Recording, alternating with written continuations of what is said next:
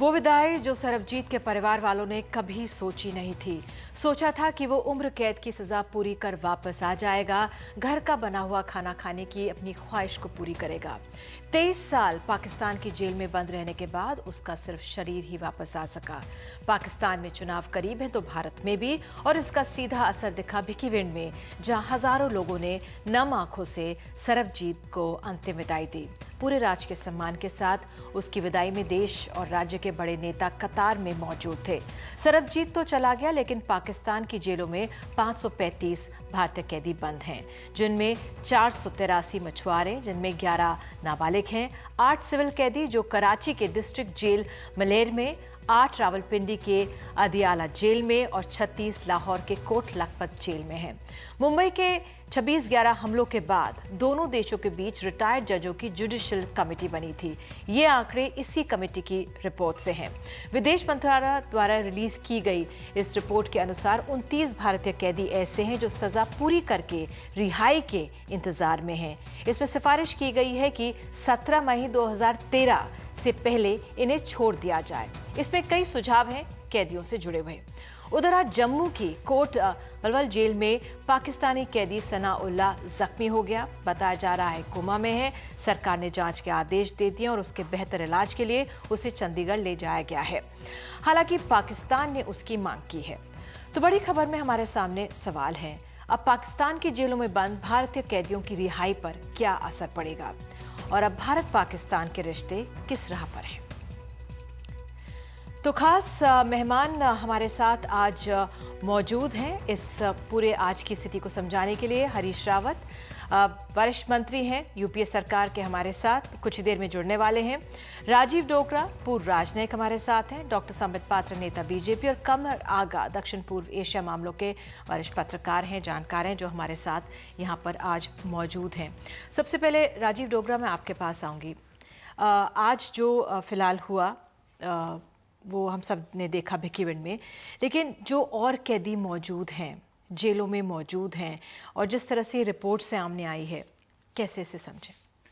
देखिए, सबसे पहले तो जो जुवेनाइल हैं, जो नाबालिग हैं, 8 या 10 जिनका नंबर है, उनको तो इमीडिएटली छोड़ देना चाहिए।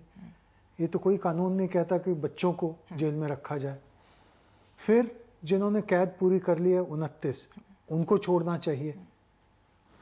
उनको भी कोई कानून नहीं कहता कि जब आपकी कैद खत्म हो गई है उनको रखा जाए। और मैं कहता हूँ ये दोनों तरफ से, अगर हमारे यहाँ कोई जुवेनाइल है या हमारे यहाँ जिन्होंने कैद खत्म कर ली है, उनको भी इमीडिएटली छोड़ देना चाहिए।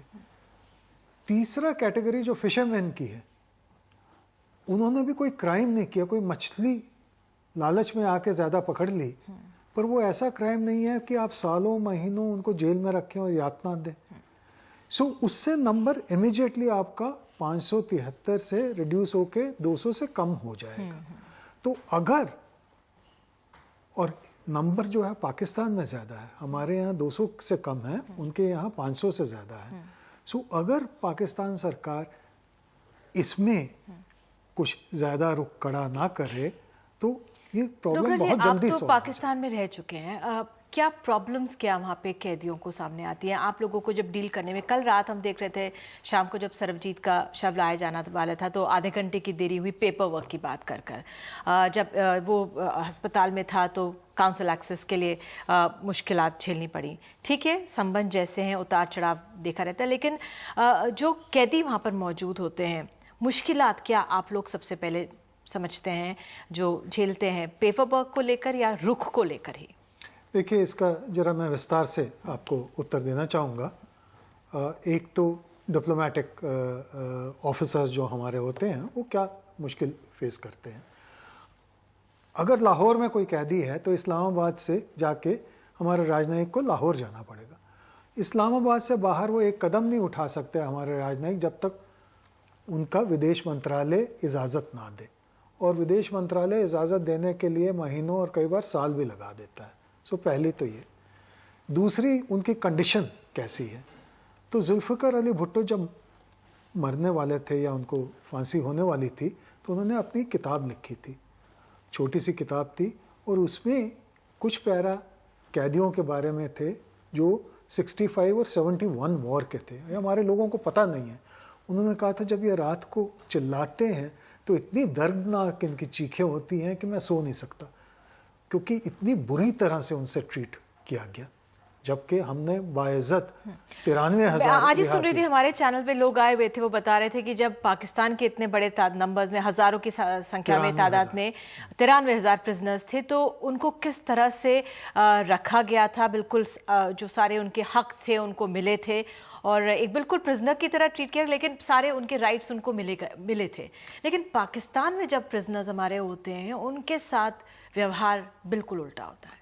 ये तीसरा भाग मैं आपको बताना चाहता था कि कई प्रिजनर्स जो सरबजीत के साथ भी थे और वैसे भी थे, दूसरे चैनल्स पे उन्होंने बताया है कि ऐसा व्यवहार होता है कि जो कोई एनिमल के साथ भी ना करे।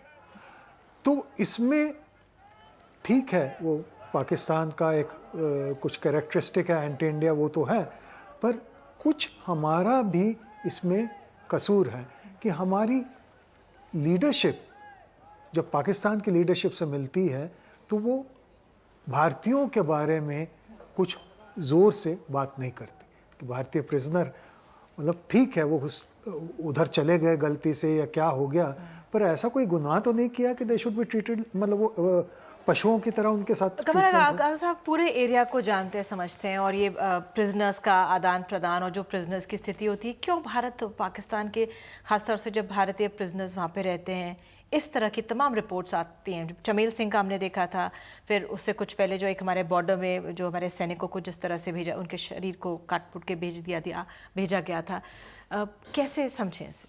देखिए, 2-3 चीज़ें। पहली बात तो ये है कि बहुत एंटी इंडिया प्रोपेगेंडा करते रहते हैं, नफ़रत की हद तक मुल्क के ख़िलाफ़ ये लोग।